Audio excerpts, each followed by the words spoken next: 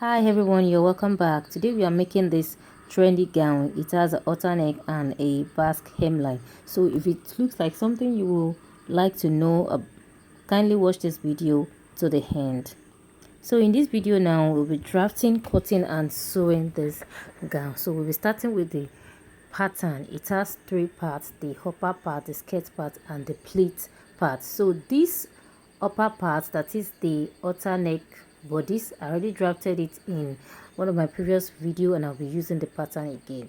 So in the description box I'll be dropping the link for us to see how to go about making an halter neck top. So I'll just set this aside and I will start from the skirt part pattern, that is the lower parts of the gown. Okay, so now to make this, you will have to fold your fabric or pattern into two like so. Okay, so before we start doing anything, I would like to draw a margin line which will serve as a starting point for us, and this is how I used to do. So from this line is where we take our vertical measurement downwards, and the measurement we'll be needing here is just the waistline, the hip line and the full length.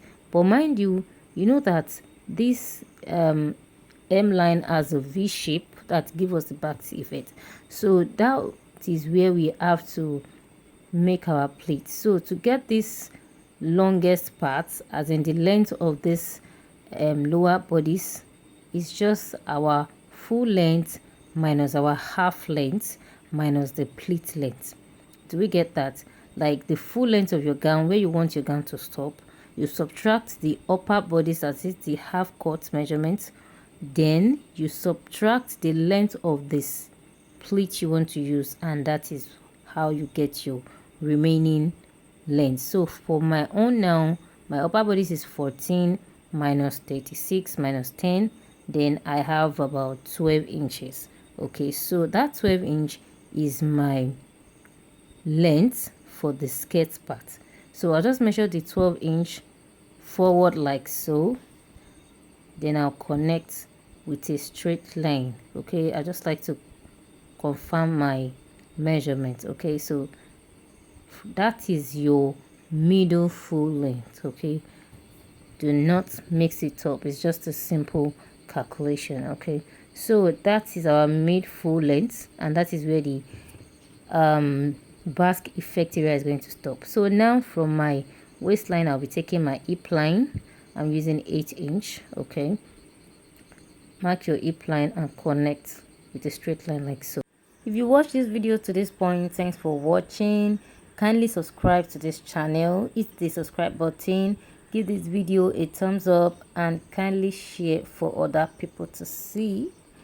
Okay, so this is our hip line. Okay, then remember that this our gown has a cuff at the top, so you have to come up by 2 inch, 1 inch, 1.5 or more to get that curvy part around your hip area. Okay, but firstly let me label this line. So this is our hip line. This is the original hip line because we'll be making use of two hip line. Just watch what I'm doing. Okay, so this is the middle full length, this is the waistline. Okay, so now what I want to do now is come up by 2 inch. Okay, then from that 2 inch now I'll just mark 2 inch forward. Sorry, from that hip line I'll mark forward, and here we get our new hip line. Okay, so this is depends on you, actually depends on how high you want the curve to be by the side. If you look at this gown very well now, you see that the side has a curve, so just draw the lines like so. Okay, then label as your new hip line. This is where we take our hip circumference measurement. Okay, so after this now I would like to take my darts. Okay, my waist darts using my bust span divided by 2. Okay, 3.5. then on both sides of the dart line I'm taking 0.5 inch. Okay, then you come down by 4 inches. I don't want it to be too low. Okay, so then you connect with the straight line for the dart line, then you draw your dart legs. Okay, so guys, if you haven't subscribed to this channel, hit the subscribe button now, like the video and share. So after that, now you take our waist circumference, the quarter of your waist measurement. So you can just confirm from the upper bodice, okay, so that you have an accurate measurement around that area, okay, because it really needs to be the same thing. It really needs to align so that you don't have issues later. So now the quarter of my waistline, that is your waist divided by 4, plus your dart intake, okay, whatever you have in the dart area, I have 1 inch, you will add the 1 inch, and then you will add your seam allowance, okay, your waist divided by 4 plus 1 inch dart intake, then plus your seam allowance. Okay, that is what you are going to be imputing around that area. Okay, now the next thing I want to do is to take my hip circumference, then I'll be using the quarter of my hip.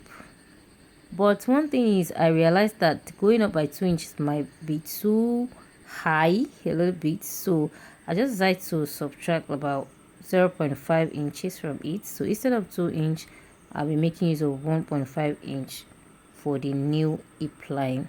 Okay, so I'll just mark it like so, then I would connect the straight line.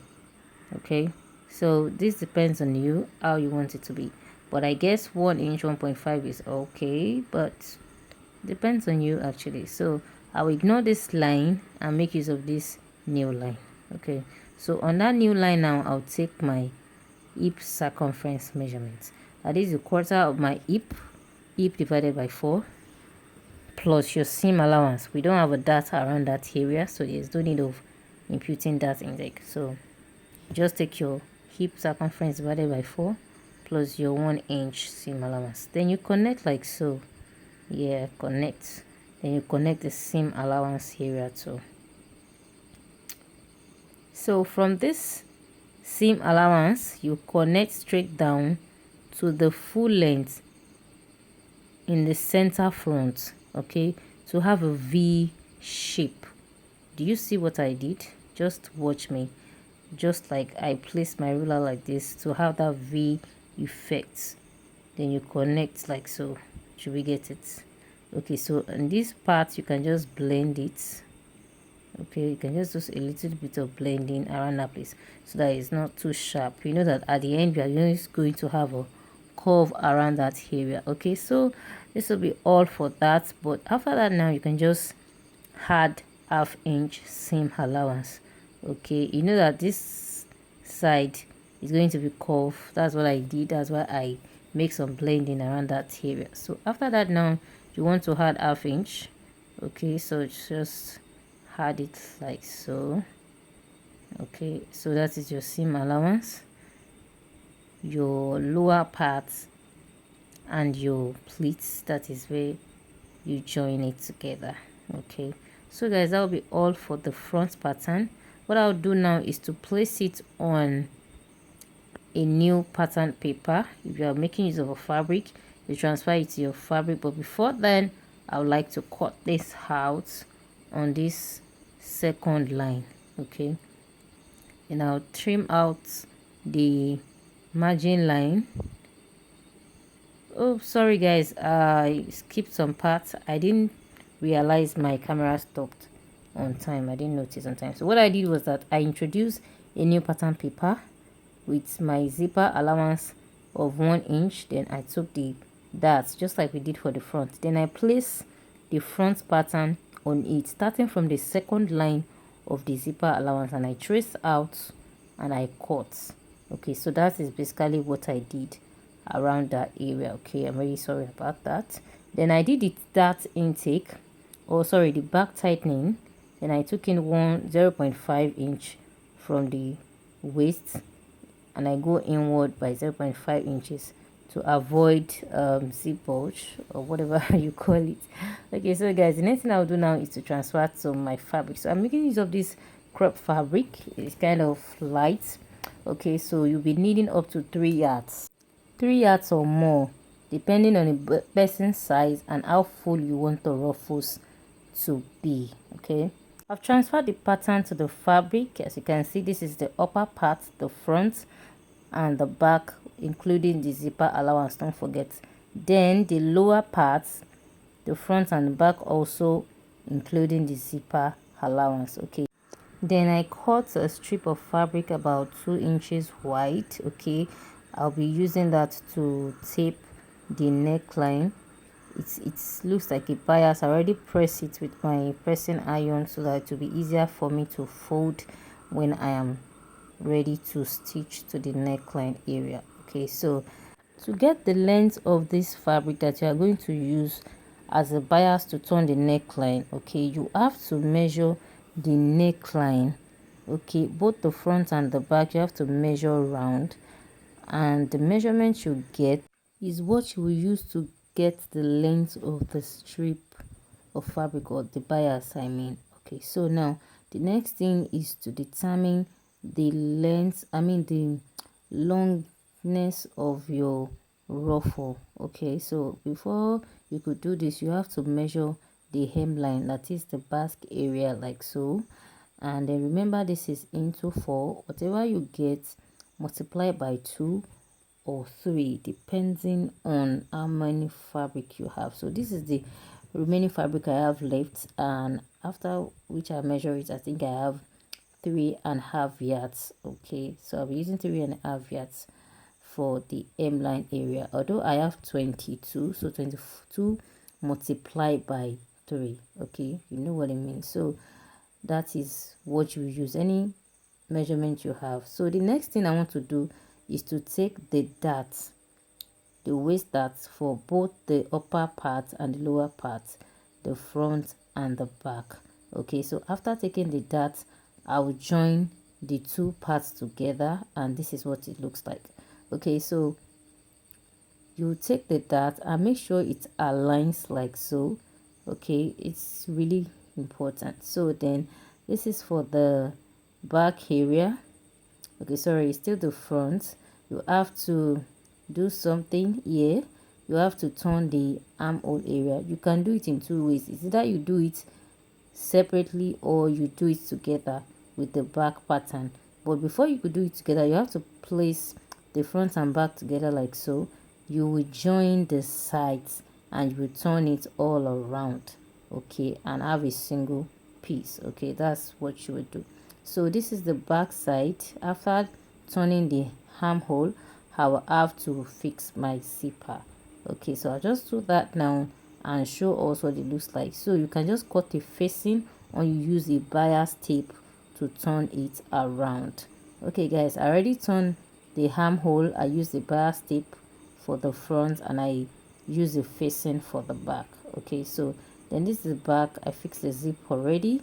Okay, then I turn it with a bias. Okay, sorry, with a facing. I cut a fabric to make a bias tape.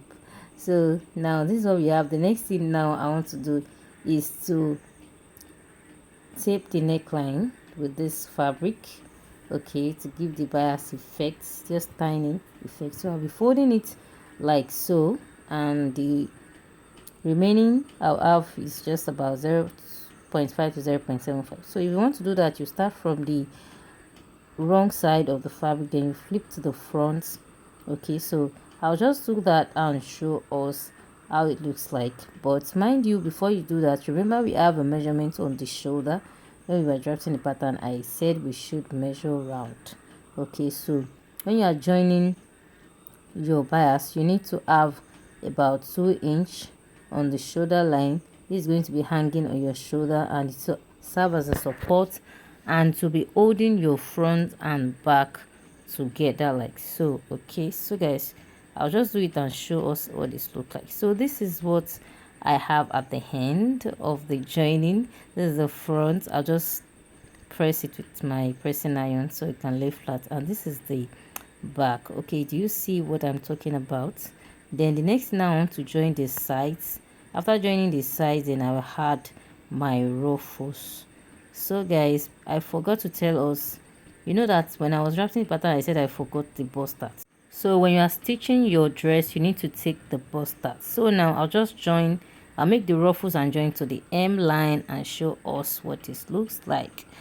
Okay, so guys, this is what it looks like at the end. As you can see, I don't really have much fabric, but at least it's still giving me the effect. So that's the back side and this is the front. Okay, so this is what I have. Can you see the shape? Okay, it's coming out already. Okay, so guys, this will not enter the mannequin, but I'll try and put it on for us to see. Okay, so here we go. Now yeah, this is what I have. Can you see the sides? Can you see the area I'm talking about? It doesn't go up too much so that it doesn't reveal my body. Okay, that is all, and this is what we have. So guys, thanks for watching this video. If you haven't subscribed to my channel, kindly do so now. It's really important to me and I really appreciate it. Like this video and share, give it a thumbs up, and always come back. See you in my next video. Bye bye.